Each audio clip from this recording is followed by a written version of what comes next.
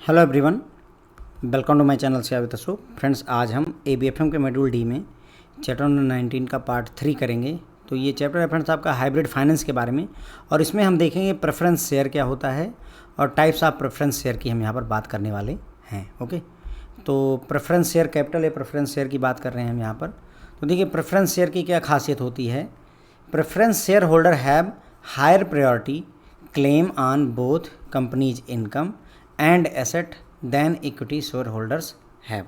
तो preference share holder की सबसे खास बात होती है कि इनको जो है कंपनी की चाहे इनकम हो चाहे कंपनी की एसेट हो, उस पर क्लेम इनका नॉर्मल इक्विटी होल्डर्स से ज़्यादा होता है, इनकी प्रायोरिटी ज़्यादा होती है। ओके, तो यानी कि कंपनी की अगर इनकम होगी तो उसमें से सबसे पहले प्रेफरेंस शेयर होल्डर्स को पैसे दिए जाएंगे, फिर जो है नॉर्मल इक्विटी शेयर होल्डर्स को पैसे दिए जाते हैं। बस ये कहानी होती है। ओके, कंपनी अगर वाइंड अप हो रही है, उसके एसेट्स बेचे जाएंगे, तो पहले एसेट बेच करके प्रेफरेंस शेयर होल्डर्स को पैसे दिए जाएंगे and then equity share holders को या नॉर्मल शेयर होल्डर्स को पैसे दिए जाते हैं। यही सबसे खास बात होती है प्रेफरेंस शेयर होल्डर्स की। ओके, इनको प्रेफरेंस ज़्यादा दी जाती है।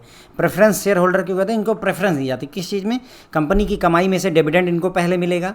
कंपनी अगर वाइंड अप होगी तो एसेट बेचने के बाद इनको पैसे पहले मिलेंगे, तो इसलिए इनको प्रेफरेंस दी जाती है। तो that's why we call it preference share holder. A dividend is guaranteed to preference share holder and this dividend must be paid out before any dividend are distributed to regular share holders.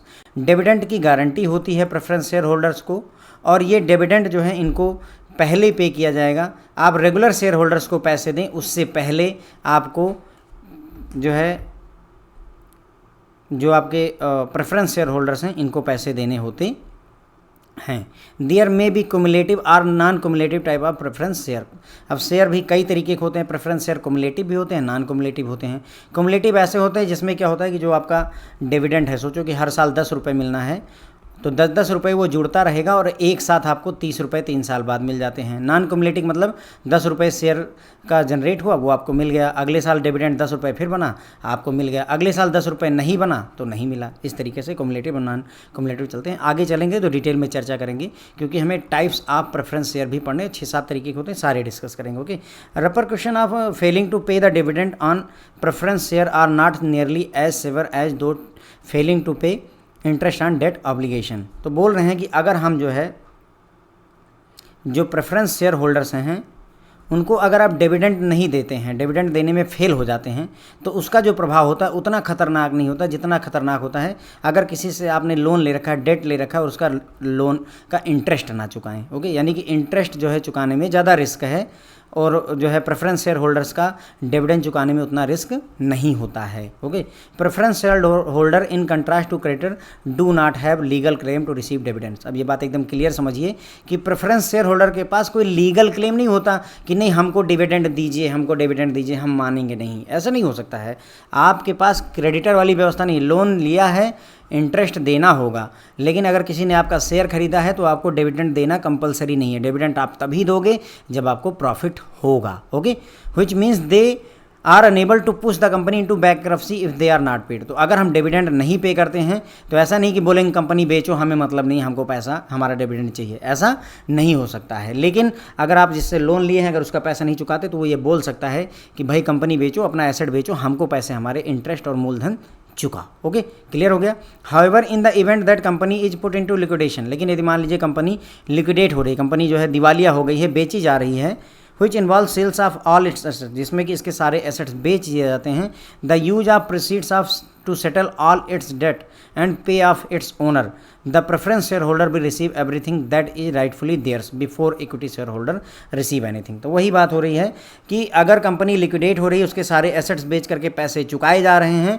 तो उस case में क्या होगा, preference share holder को हर वो अधिकार जो उनका है उन्हें मिलेगा, इससे पहले कि नॉर्मल इक्विटी होल्डर्स को पैसा मिले। यानी नॉर्मल इक्विटी होल्डर को कुछ भी देने से पहले हम प्रेफरेंस शेयर होल्डर्स को सारा कुछ देंगे। अगर कुछ बचेगा तो वो इक्विटी शेयर होल्डर्स के खाते में जाएगा, अगर कुछ नहीं बचेगा तो बात वहीं पर ख़त्म हो जाती है। This prior claim gives preference shareholder an edge in restructuring of company that is either struggling financially or filed for bankruptcy despite the fact few enterprises actually end up being liquidated। तो ये क्या बोल रहे हैं कि जो ये prior claim होता है, यानी कि क्लेम में आपको प्रेफरेंस पहले मिलेगी, इससे प्रेफरेंस मिल जाती है किसको, शेयर होल्डर्स को। जो प्रेफरेंस शेयर होल्डर उनको फ़ायदा मिल जाता है, एज मिल जाता है। क्या फ़ायदा मिलता है कि वो कंपनी को चाहें रिस्ट्रक्चर करवा सकते हैं। रिस्ट्रक्चरिंग का मतलब होता है ऐसी कंपनी जो या तो फाइनेंशियली परेशानी से गुजर रही है या बैंकरप्सी दिवालिया होना चाह रही है, तो उसको जो है रिस्ट्रक्चर करवा सकते हैं, उसको बंद होने से बचाया जा सकता है। लेकिन उसके बावजूद भी कुछ ऐसी इंटरप्राइजेज होती हैं जो फाइनली लिक्विडेट हो जाती हैं, उनका अस्तित्व ही खत्म हो जाता है। The same organization that assign rating to corporate bonds offering also assign rating to issue of preference share. तो जो ऑर्गेनाइजेशंस रेटिंग असाइन करती हैं कॉर्पोरेट बॉन्ड्स को, वही same organization preference share holder मतलब जो है इशू करने वाली कंपनियों को भी रेटिंग देती हैं। यानी कि रेटिंग एजेंसी सेम होती हैं, चाहे उनसे आप कॉर्पोरेट बॉन्ड की रेटिंग करवा लीजिए और चाहे उनसे प्रेफरेंस शेयर होल्डर वाली कंपनी की या प्रेफरेंस शेयर की रेटिंग करवा लीजिए। इंडिया में हमारे पास बहुत सारी क्रेडिट रेटिंग एजेंसी है, जैसे क्रिसिल, इकरा, केयर, फिच वगैरह है ना, जो कि नेशनली रिकॉग्नाइज्ड हैं। तो हमारे देश में काफ़ी सारी क्रेडिट रेटिंग एजेंसी हैं, क्रिसिल, इकरा, केयर, फिच, ये सारी, और इन्हीं से ही हम अपनी जो प्रेफरेंस शेयर इशू करने वाली कंपनी होती है उसकी रेटिंग करवाते हैं। It is possible for there to be multiple classes of equity shares. मतलब ये बोल रहे हैं इक्विटी शेयर में मल्टीपल क्लासेस होती हैं, उसी तरीके से it is possible that there are multiple classes of preference share. Preference share के भी मल्टीपल क्लासेस संभव होती हैं। Multiple classes will be there, मतलब जूनियर सीनियर वाला खेल विद इन प्रेफरेंस शेयर में भी शुरू हो जाता है। Each having their own unique dividend rate and set of rights, मतलब हर एक अपना खुद का डिविडेंड रेट है और उनके खुद के कुछ अधिकार हैं। जैसे कोई अगर 12% जो है डिविडेंड दे रहा है, कोई 6% डिविडेंड दे रहा है, कोई 4% दे रहा है, कोई 8% दे रहा है, तो इसी क्रम में मान लीजिए ये इसे हम सीनियर क्लास मानेंगे, इससे जो है जूनियर क्लास, इससे है ना, इस तरीके से हम प्रेफरेंस देते हैं।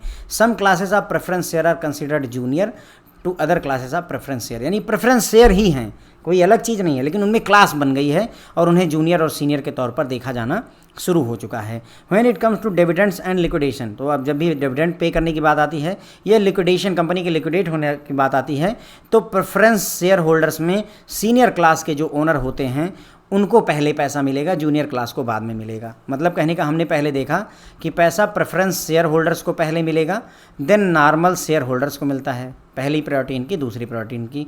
अब इस प्रेफरेंस शेयर में भी सीनियर प्रेफरेंस शेयर होल्डर्स को पहले मिलेगा और जूनियर प्रेफरेंस शेयर होल्डर्स को बाद में मिलेगा। तो वही बोल रहे हैं कि जो junior classes of preference share holders की हैं उन्हें वेट करना होगा लाइन में, किसके पीछे, जो senior classes of preference share है। तो सीनियर क्लास वाले प्रेफरेंस शेयर होल्डर को पैसे पहले मिलेंगे, जूनियर वाले को बाद में मिलेंगे। डिस्पाइट इन सब के बावजूद सभी के सभी प्रेफरेंस शेयर होल्डर्स की priority normal equity share holders से ज़्यादा होती है वोटिंग राइट्स में। ओके, तो all preference share holders have priority over equity share holder in term of voting rights. Voting rights में यानी प्रेफरेंस शेयर होल्डर्स को पहले वोटिंग का अधिकार मिलेगा, फिर जो है नॉर्मल इक्विटी होल्डर्स को मिलता है। भले इसमें जूनियर सीनियर क्लासेस हैं तो भी क्या हुआ।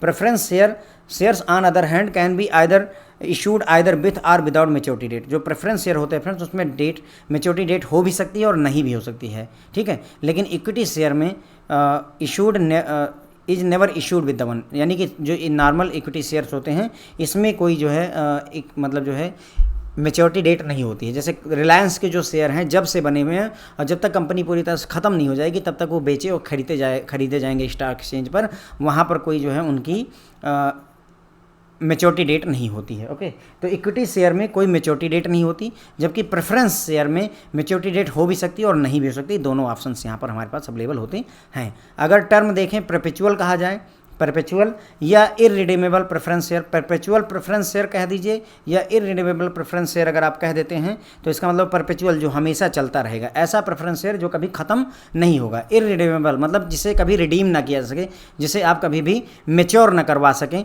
इनको ही refers to preference share that do not have any maturity date. इनकी कोई मेच्योरिटी डेट नहीं होती है। ओके, तो ये हो गई फ्रेंड्स बातें जो है हमारी प्रेफरेंस शेयर के बारे में। सो हमने यहाँ पर देखा कि प्रेफरेंस शेयर होल्डर्स जो होते हैं उनको क्या है कि नॉर्मल शेयर होल्डर से जो इक्विटी होल्डर्स होते हैं उनसे ज़्यादा प्रायोरिटी दी जाती है। चाहे कंपनी की इनकम हो, चाहे डिविडेंड हो, चाहे एसेट को बेचा जा रहा हो, हर जगह इनकी प्रायोरिटी ज़्यादा होती है। इक्विटी शेयर होल्डर्स को तभी मिलेगा जब प्रेफरेंस शेयर होल्डर्स को मिल चुका होगा, इसीलिए इन्हें प्रेफरेंस दी जाती है, इसीलिए इन्हें प्रेफरेंस शेयर होल्डर्स कहा जाता है। डिविडेंड इसमें गारंटीड होता है। गारंटीड का मतलब मिलेगा ऐसी गारंटी होती है लेकिन पक्का नहीं होता है, समझिए इस बात को, क्योंकि ऐसा नहीं है कि मिलेगा ही, पर गारंटीड होती है प्रेफरेंस शेयर होल्डर्स को कि अगर मिलेगा तो पहले प्रेफरेंस शेयर होल्डर्स को मिलेगा, उसके बाद में रेगुलर वालों को मिलेगा। बस ये गारंटी होती है कि मिलेगा तो पहले तुमको मिलेगा, नहीं मिलेगा तो सब संतोष करेंगे, तुम भी संतोष किए बैठे रहोगे। कम्युलेटिव भी होता है, नॉन कम्युलेटिव होता है। कम्युलेटिव में क्या है कि मतलब हर साल का डिविडेंड जुड़ता जाएगा और एक साथ पेमेंट होगी। इस साल 10 रुपये मिले, अगले साल 10 रुपये मिले, अगले साल कुछ नहीं मिला, अगले साल फिर 10 रुपये मिले, तो कुल मिलाकर के 30 रुपये मिल जाएंगे। कुमुलेटिव के केस में इकट्ठे ही 30 रुपये 4 साल बाद मिलेंगे। नॉन कुमुलेटिव में 10 रुपये इस साल मिलने थे, खाते में आ गए, अगले साल 10 रुपये मिलने थे, खाते में आ गए, अगले साल कुछ नहीं मिला, खाते में नहीं आए, अगले साल फिर 10 रुपये मिलने थे, फिर खाते में आ गए, हर साल खाते में आता रहेगा। बस ये नॉन कुमुलेटिव हो जाता है, ठीक है। उसके बाद में अगर आप जो है कोई कर्जा लिए हुए हैं और उसका इंटरेस्ट नहीं पे करते हैं तो उसका प्रभाव ज़्यादा पड़ता है देन कि अगर आप डिविडेंड नहीं पे करते हैं प्रेफरेंस शेयर होल्डर्स को, ठीक है। उसके बाद में प्रेफरेंस शेयर होल्डर्स के पास कोई लीगल क्लेम नहीं होता कि नहीं हमको डिविडेंड चाहिए ही चाहिए, हम मानेंगे नहीं, ओके। तो आपकी कंपनी को ये बैंकरप्सी की तरफ नहीं ले जा सकते हैं। अगर आप इनका डिविडेंड नहीं पे करते तो ये कुछ कर नहीं पाएंगे, कुछ भी नहीं कर सकते, बैठे रहेंगे और ये इंतजार करेंगे कंपनी अगली बार प्रॉफिट में जाएगी और हमको जो है फ़ायदा मिलेगा तो हमको भी डिविडेंड मिलेगा, ठीक है।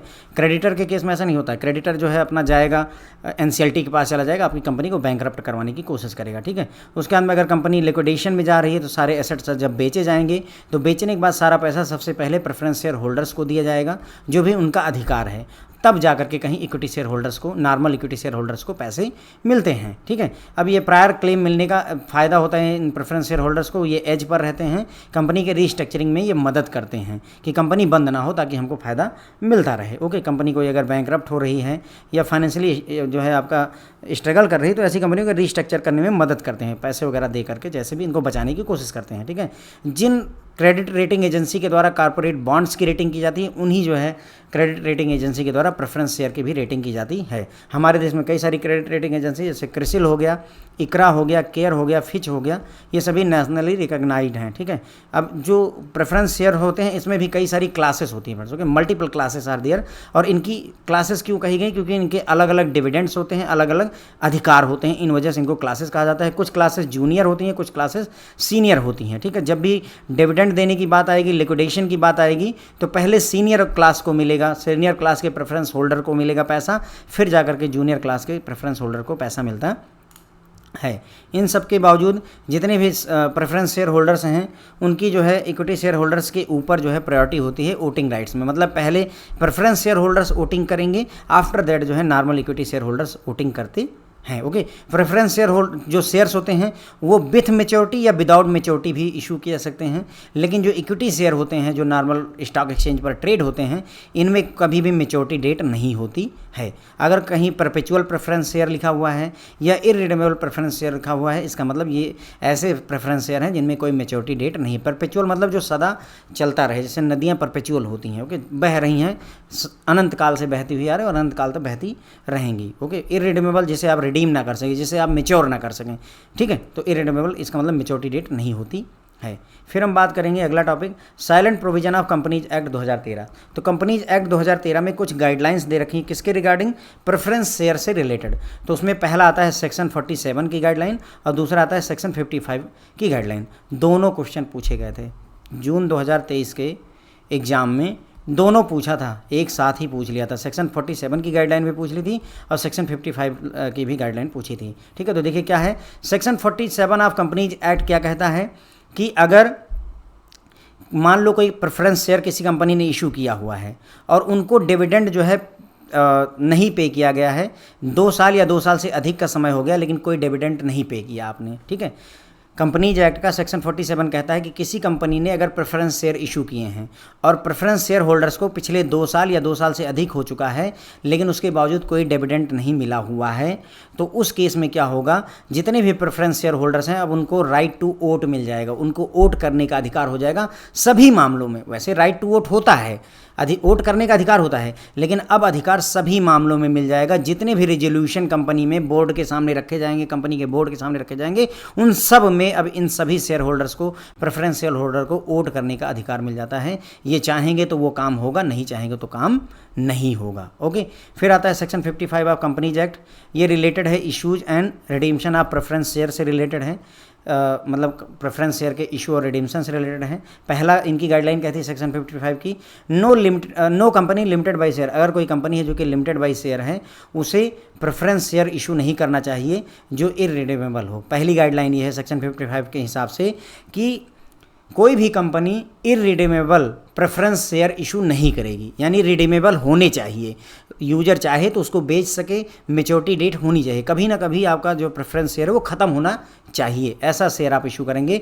ऐसा शेयर ना इशू करें जो इररिडीमेबल है, जो कभी जिसका टाइम पीरियड ना ख़त्म हो।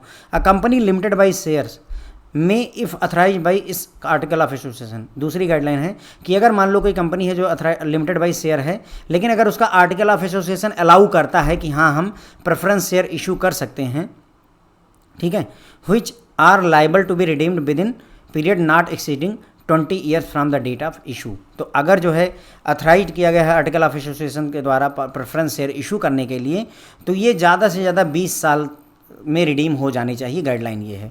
पहला, इररिडीमेबल इशू नहीं कर सकते। दूसरा, आप रिडीमेबल इशू करिए कोई दिक्कत नहीं, लेकिन उसकी भी टाइम पीरियड 20 साल से ज़्यादा नहीं होना चाहिए, 20 साल के अंदर अंदर रिडीम हो जाना चाहिए। अब अगर मान लो कोई इंफ्रास्ट्रक्चर का प्रोजेक्ट है तो उस केस में आप 20 साल से भी ज़्यादा के लिए प्रेफरेंस शेयर इशू कर सकते हैं, बशर्ते कि आपको कुछ सर्टेन परसेंटेज आप शेयर को रिडीम करते रहना होगा ऑन एनुअल बेसिस। ये गाइडलाइन है। ओके, तो 3 बातें समझ में आती हैं सेक्शन 55 की कंपनीज एक्ट के हिसाब से। पहला, कोई भी कंपनी ऐसा शेयर नहीं इशू कर सकती है प्रेफरेंस शेयर जो कि इररिडीमेबल हो, ये तो एकदम मनाही है। दूसरा, अगर रिडीमेबल इशू कर रहे हो तो ज़्यादा से ज़्यादा 20 साल के लिए इशू कर सकते हो, 20 साल के अंदर अंदर रिडीम हो जाना चाहिए। तीसरा, अगर इंफ्रास्ट्रक्चर प्रोजेक्ट के लिए कर रहे हो तो चलो 20 साल से ज़्यादा के लिए भी रिडीम मतलब इशू कर सकते हो, 20 साल से ज़्यादा समय में रिडीम होगा, बट उसका कुछ परसेंटेज जैसे 2% 3% आपको हर साल रिडीम करते रहना होगा, एनुअल बेसिस पर आपको रिडीम करते रहना होगा, ताकि एक समय ऐसा आए जब ये सारे के सारे रिडीम हो चुके हों। तो ये है सेक्शन 55। ठीक है, ये दोनों बातें पूछी गई थी फ्रेंड्स आपकी, जो कंपनीज एक्ट 2013 के जो प्रोविजंस हैं प्रेफरेंस शेयर से रिलेटेड, दोनों पूछे गए थे। तो इसमें देखिए सेक्शन 47 क्या कहता है कंपनीज एक्ट का, कि अगर आपने प्रेफरेंस शेयर इशू किया है और आपने 2 साल या 2 साल से अधिक समय हो गया लेकिन कोई भी डिविडेंड नहीं पे किया है, तो जितने भी प्रेफरेंस शेयर होल्डर्स हैं उन सबको अधिकार मिल जाता है वोट करने का, सभी के सभी मुद्दों पर, ऑल द रिजोल्यूशंस पर अब वो वोट करेंगे और डिसाइड करेंगे कि कंपनी आगे कैसे बढ़ेगी। सेक्शन 55 कहता है कि भाई कोई भी company irredeemable preference share issue नहीं कर सकती है। दूसरा, अगर रिडीमेबल करती है तो ज़्यादा से ज़्यादा 20 साल के अंदर अंदर उसका रिडीम्शन पीरियड होना चाहिए। तीसरा, अगर 20 साल से अधिक का रिडीम्शन पीरियड है तो केवल इंफ्रास्ट्रक्चर प्रोजेक्ट के केस में आप 20 साल से अधिक रिडीम्शन पीरियड रख सकते हैं, लेकिन उसमें भी शर्त है कि कुछ सर्टेन परसेंटेज हर साल जो है एनुअल बेसिस पर रिडीम होते रहना चाहिए। ओके, तो ये बातें हो गई। अब हम अगला टॉपिक लेंगे जो कि है टाइप्स ऑफ प्रेफरेंस शेयर। यहाँ पर 6-7 तरीके जो भी हैं उनकी बातें करेंगे। पहला है कुमुलेटिव प्रेफरेंस शेयर। मैंने पहले ही समझाया था कि कुमुलेटिव में क्या होता है कि अगर इस साल 10 रुपये का डिविडेंड डिक्लेयर हुआ, अगले साल 20 का हुआ, अगले साल फिर 10 का हुआ, अगले साल कोई डिविडेंड नहीं आया, अगले साल फिर 20 रुपये का हुआ, तो देखो 20 40 और 20 60 रुपये आपको इकट्ठे मिलते हैं। सारा का सारा डिविडेंड एक साथ मिलता है, कुमुलेट होता रहता है, इकट्ठा होता रहता है। ओके, यही होता है cumulative preference share. A cumulative preference share is one that hold the right to definite sum of dividend and dividend at predetermined rate. ठीक है, तो आपको यहाँ पर डेफिनेट सम मिलेगा डिविडेंड का, और डिविडेंड वो भी एक प्री डिटरमाइंड रेट पर आपको मिलता है। These share are more valuable than regular preference share. ये ज़्यादा वैल्यूएबल होते हैं रेगुलर प्रेफरेंस शेयर से। कुमुलेटिव प्रेफरेंस शेयर जो नेम है वो आता है फैक्ट से। किस फैक्ट से? Dividend are these shares will continue to accumulate unless they are completely paid out. तो यह मतलब जब तक पूरा का पूरा पेमेंट नहीं कर दी जाती तब तक ये इकट्ठा होते रहते हैं, सारे के सारे डिविडेंड इकट्ठा होते रहते हैं। Till payment is done unpaid dividends are recorded as contingent liability in company balance sheet. जब तक पेमेंट नहीं कर दी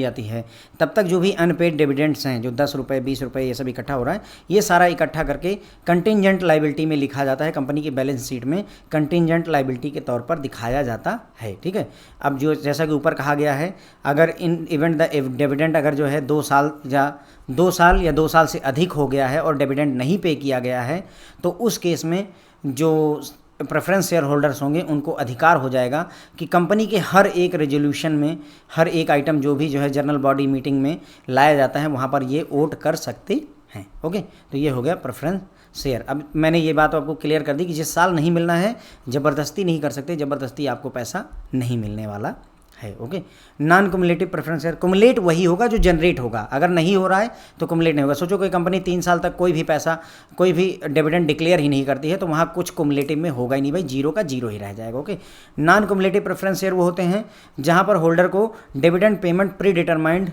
रेट पर हर साल मिलता रहता है, हर साल प्री डिटरमाइंड रेट पर मिलता रहता है। मान लो अगर 6% पर डिसाइडेड है तो हर साल 100 रुपये में से 6 रुपये उसको हर साल मिलते रहेंगे, इकट्ठा कुछ नहीं होता है। Okay, for some reason dividend is not declare throughout the course of given year. अब किसी वजह से यदि डिविडेंड पूरे साल में डिक्लेयर नहीं होता है तो पैसा जो रिसीव करने का अधिकार है, डिविडेंड को रिसीव करने का जो अधिकार होता है फॉरफिट हो जाता है, ख़त्म हो जाता है। यानी ये जो है इनको ऐसा नहीं कि बाद में डिविडेंड से कुछ मिलेगा। अगर जो है कंपनी ने पूरा साल बीता और डिविडेंड डिक्लेयर ही नहीं किया तो कोई अधिकार नहीं आपको किसी भी तरीके का डिविडेंड उस साल के लिए पाने का जिस साल में कोई डिविडेंड डिक्लेयर नहीं हुआ है। Okay, as a consequence of this owner of such share will never be eligible to receive dividend in arrear in the future. अब इसका असर ये होगा कि मतलब एरियर के तौर पर फ्यूचर में आपको कोई पैसा मिलने वाला नहीं है। ठीक है, फिर आता है कुमुलेटिव हो गया, नॉन कुमुलेटिव हो गया। पार्टिसिपेटिव प्रेफरेंस शेयर क्या होता है? अब देखो पार्टिसिपेटिव प्रेफरेंस शेयर क्या होता है, प्रेफरेंस शेयर की क्वालिटी तो रहेगी प्लस पार्टिसिपेटिव और आ जाएगी। देखिए क्या होता है, प्रेफरेंस शेयर की क्वालिटी क्या होती है कि इनको इक्विटी शेयर होल्डर से पहले प्रेफरेंस शेयर होल्डर्स को पैसे मिलते हैं, इक्विटी शेयर होल्डर्स को बाद में मिलता है, प्रेफरेंस शेयर होल्डर्स को पहले मिलते हैं। ठीक है, अब जो है क्या होगा कि अगर कोई प्रॉफिट होता है, कोई भी सरप्लस पैसा होगा, यानी कि if company is earning any profit और any surplus money is there, तो वो भी पहले जो है पार्टिसिपेटिव प्रेफरेंस शेयर होल्डर्स को मिलेंगे, तब नॉर्मल शेयर होल्डर्स को मिलते हैं। बस इतना ही हो जाता है।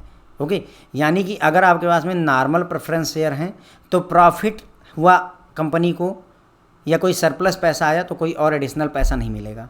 लेकिन यदि आपके पास पार्टिसिपेटिव प्रेफरेंस शेयर है तो अगर कंपनी को प्रॉफिट होता है तो ये तो जो नॉर्मल डिविडेंड वगैरह मिलना था वो भी मिलेगा, प्लस प्रॉफिट का पैसा भी पहले मिलेगा इक्विटी शेयर होल्डर्स से, ये होता है। ठीक है, in addition to right to fix dividend, fix dividend के अलावा these share give holder to right to participate in any surplus profit the remain after equity holder had been paid dividend at predetermined rate. तो देखिए मतलब आपको fix dividend मिलेगा, उसके अलावा जितने भी होल्डर्स हैं उनको राइट टू पार्टिसिपेट मिलता है। किसका? कोई भी सरप्लस अगर प्रॉफिट कंपनी के पास बचता है या सरप्लस बचता है या सरप्लस प्रॉफिट बचता है तो वो इक्विटी शेयर होल्डर्स को हम क्या करेंगे, डिविडेंड बांट देंगे। यानी कि पहले प्रेफरेंस शेयर होल्डर्स को डिविडेंड दिया, फिर इक्विटी शेयर होल्डर्स को डिविडेंड दिया। अब अगर कोई सरप्लस प्रॉफिट बचता है तो वो जो है पार्टिसिपेटिव प्रेफरेंस शेयर होल्डर्स को भी मिलेगा। मतलब ये तो मिलेगा ही और प्लस जो है जो प्रॉफिट है उसमें से भी बटेगा। Okay, this right is granted regardless of whether or not fix dividend is paid out. अब ये देखो इस अधिकार की खासियत है, चाहे फिक्स डिविडेंड ये जो मिलना है ये मिले चाहे ना मिले, अगर सरप्लस प्रॉफिट है तो वो जो है पार्टिसिपेटिव प्रेफरेंस शेयर होल्डर्स को जरूर मिलेगा। अगर कंपनी वाइंड अप हो रही, ख़त्म हो रही है तो अगर जो सरप्लस पैसा बचेगा वो पैसा जो है इक्विटी शेयर होल्डर्स को बाद में मिलेगा और उसके पहले ही जो है आपका पार्टिसिपेटिव प्रेफरेंस शेयर होल्डर्स को मिल जाएगा। देखिए ये जो बात लिख रही है कंपनसेटेड इन फुल का मतलब है but only after equity share holder been compensated in full. तो मतलब कहने का पहले प्रेफरेंस शेयर होल्डर्स फिर इक्विटी शेयर होल्डर्स, अगर इनको पूरी पेमेंट हो गई है उसके बाद में जो सरप्लस बचा हुआ है, इनको सारा पेमेंट होने के बाद जो सरप्लस पैसा बचा हुआ है वो पार्टिसिपेटिव प्रेफरेंस शेयर होल्डर्स को मिल जाता है। Non participative preference share holders ये बिल्कुल वैसे ही होते हैं जैसे नॉर्मल प्रेफरेंस शेयर होल्डर्स होते हैं, कोई नई चीज़ नहीं है इसमें। आप ऐसे प्रेफरेंस शेयर होल्डर्स कह लीजिए चाहे non participative preference share holder कह लीजिए, दोनों एक ही बात है। Non participative preference share holder is a share that only receive a pre determined rate of dividend payment each year, है ना। पहले से जो डिविडेंड फिक्स है वो हर साल आपको मिलता है, इसके अलावा कुछ नहीं मिलता है। Does not get any additional right in profit or in surplus when company is wind up. आपको कोई भी एडिशनल प्रॉफिट में से कोई और एडिशनल पैसा नहीं मिलेगा और ना ही कंपनी अगर वाइंड अप होती है उसमें कोई सरप्लस है तो उससे कोई पैसा मिलता है। तो नॉर्मल जो प्रेफरेंस शेयर होल्डर्स होते हैं वही वाली बात है। ठीक है, redeemable preference share holders, redeem करना, मेच्योर कर देना। ठीक है, आप शेयर को आप जो है प्रेफरेंस शेयर को बेच सको, रिडीम कर सको, मेच्योर कर सको, एक ही बात है। तो रिडीमेबल मतलब जो रिडीम हो सके, जिनको बेचा जा सके, जिनकी लाइफ हो, जिनकी मेच्योरिटी डेट हो, उन्हें रिडीमेबल कहते हैं।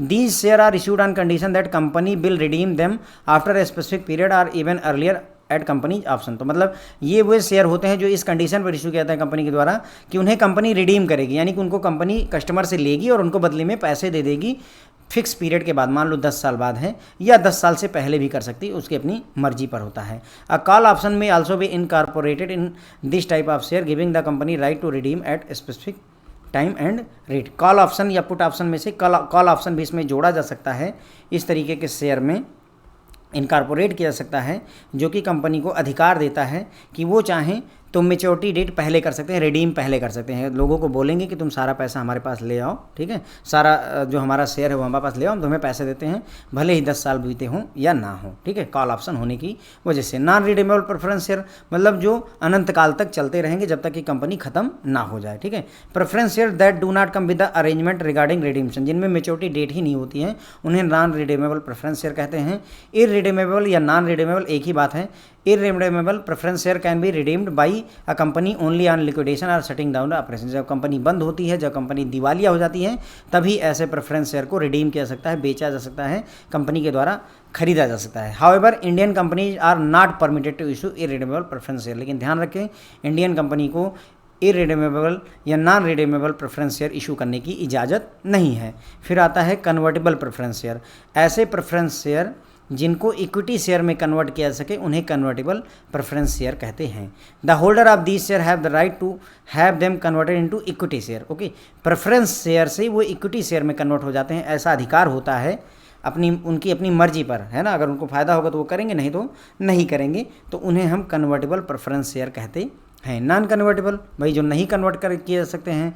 Non convertible preference share is one in which the owner of the preference share does not have right to have his holding converted into equity share। Non convertible जो preference share होते हैं उसमें owner जो होता है उसको अपने preference share को कन्वर्ट करवाने का अधिकार नहीं होता है, अपने प्रेफरेंस शेयर को इक्विटी शेयर में वो कन्वर्ट नहीं करवा सकता है। Adjustable rate preference share, adjustable rate preference share जो है फिक्स डिविडेंड के लिए क्वालिफाई नहीं करते हैं, मतलब एडजस्टेबल रेट है, रेट इसका एडजस्ट होता रहेगा, फिक्स डिविडेंड रेट नहीं मिलेगा, जैसे 6% हर साल नहीं मिलेगा, बल्कि मार्केट में जो इंटरेस्ट रेट चल रहा होगा, अगर अभी 12% है तो 12% मिलेगा, अगले साल 6% है तो 6% मिलेगा, अगले साल 8% है तो 8% मिलेगा, नेक्स्ट ईयर 10% होता है तो 10% मिलेगा, इस तरीके से चलते हैं, तो उन्हें एडजस्टेबल रेट प्रेफरेंस शेयर कहा जाता है। इनमें फिक्स्ड डिविडेंड रेट ना होकर के वेरिएबल डिविडेंड रेट होता है, जो कि मार्केट के इंटरेस्ट रेट से लिंक हुआ रहता है, ठीक है। तो ये हो गए फ्रेंड जो है कुल मिला करके सभी तरीके के प्रेफरेंस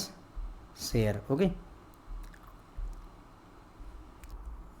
तो देखिए हमने यहाँ पर देखा different types of preference share की, इनकी क्या खासियत होती है। पहला है कुमुलेटिव प्रेफरेंस शेयर, तो सारा का सारा जो आपका डिविडेंड होता है वो कुमुलेट होता रहता है, इकट्ठा होता रहता है और एक साथ ही आपको पे कर दिया जाता है। ओके, उसके बाद में जब तक जो है पेमेंट नहीं कर दी जाती है सारी की सारी, तब तक जो ये अनपेड डिविडेंड्स होते हैं उनको कंटिंजेंट लायबिलिटी के तौर पर बैंक की कंपनी की बैलेंस शीट में रिकॉर्ड कर लिया जाता है। उसके बाद में अगर आपको 2 साल या 2 साल से अधिक हो गए हैं और आपने जो है ये कंपनी ने डिविडेंड नहीं पे किया है प्रेफरेंस शेयर होल्डर्स को, तो उस केस में सारे के सारे वोट जो है मतलब जितने भी मीटिंग्स होंगी, है ना, एनुअल जनरल मीटिंग्स या जनरल बॉडी मीटिंग्स जो होती हैं, उनमें सभी के सभी प्रेफरेंस शेयर होल्डर्स को जो है वोट करने का अधिकार मिल जाता है। नॉन कुमुलेटिव वो होते हैं जिसमें हर साल आपको पेमेंट फिक्स रेट पर मिलती रहती है। ओके, अगर किसी वजह से किसी साल डिविडेंड नहीं डिक्लेयर किया जाता है तो आपको कोई भी पैसा नहीं मिलने वाला है, वो आपका अधिकार वहीं पर ही ख़त्म हो जाता है। फ्यूचर में किसी एरियर के तौर पर आपको कोई भी डिविडेंड मिलने वाला नहीं है। पार्टिसिपेटिंग प्रेफरेंस शेयर वो होता है जब आपको मतलब पहले डिविडेंड मिलेगा प्रेफरेंस शेयर होल्डर्स को, फिर उसके बाद में मिलेगा इक्विटी शेयर होल्डर्स को। अगर इसके बावजूद भी कोई सरप्लस प्रॉफिट बचता है तो ये बांटा जाता है किसको, पार्टिसिपेटिव प्रेफरेंस शेयर होल्डर्स को। बस ये कॉन्सेप्ट होता है। और अगर कंपनी वाइंड अप होने वाली है तो उस केस में भी क्या होगा, प्रेफरेंस शेयर होल्डर्स को पैसे दिए जाएंगे, फिर इक्विटी शेयर होल्डर्स का सारा बकाया चुकाया जाएगा। इसके बाद अगर कुछ पैसा बचता है तो वो सारा का सारा preference participative preference share holders को दे दिया जाता है। ठीक है, non participative preference share holders या प्रेफरेंस शेयर होल्डर्स दोनों एक ही बात है, इसमें कोई एडिशनल बेनिफिट नहीं होता। आपको हर साल डिविडेंड फिक्स रेट पर मिलता रहता है, ना आपको प्रॉफिट में से कुछ एक्स्ट्रा मिलने वाला, ना ही कंपनी वाइंड अप होने पर कोई सरप्लस से पैसा मिलने वाला है। रिडीमेबल प्रेफरेंस शेयर वो होते हैं जिनको आप रिडीम कर सकते हैं, एक सर्टेन टाइम पीरियड के बाद कंपनी उनको वापस खरीद लेती है और आपको पैसे दे देती है, या कंपनी चाहे तो टाइम पीरियड से पहले भी ऐसा कर सकती है। इसमें कॉल ऑप्शन भी जोड़ दिया जाता है, जिससे कंपनी को अधिकार मिल जाता है कि वो समय से पहले इसको रिडीम कर सकते हैं, बेच सकते हैं, मैच्योर कर सकते हैं। नॉन रिडीमेबल प्रेफरेंस शेयर वो होते हैं जो कभी भी जो है ख़त्म नहीं होते हैं ना, इनमें रिडीम करने का यानी बेचने का या मैच्योरिटी का कोई ऑप्शन नहीं आता है। ओके, उसके बाद में कंपनी ये तभी ख़त्म हो गए जब ये कंपनी लिक्विडेट होती है या कंपनी पूरी तरह से बंद हो जाती है। इंडियन कंपनीज को non redeemable preference share issue करने की इजाज़त नहीं है। कन्वर्टेबल प्रेफरेंस शेयर वो होते हैं जिनको प्रेफरेंस शेयर से आप इक्विटी शेयर में कन्वर्ट कर सकें, ऐसा आपको अधिकार हो, उन्हें कन्वर्टेबल प्रेफरेंस शेयर कहते हैं। नॉन कन्वर्टेबल के केस में आप प्रेफरेंस शेयर को इक्विटी शेयर में कन्वर्ट नहीं कर सकते हैं, आपको ये अधिकार नहीं होता है। एडजस्टेबल रेट प्रेफरेंस शेयर वो होता है जहां पर आपको फिक्स डिविडेंड रेट नहीं मिलता है, बल्कि मार्केट में जो इंटरेस्ट रेट प्रेवलेंट है, चल रहा है, उसके आधार पर ही जो है आपको डिविडेंड मिलता है। ठीक है फ्रेंड, तो बस इसी के साथ हमारा लेक्चर खत्म होता है। होप है आपको पसंद आएगा। Thank you so much.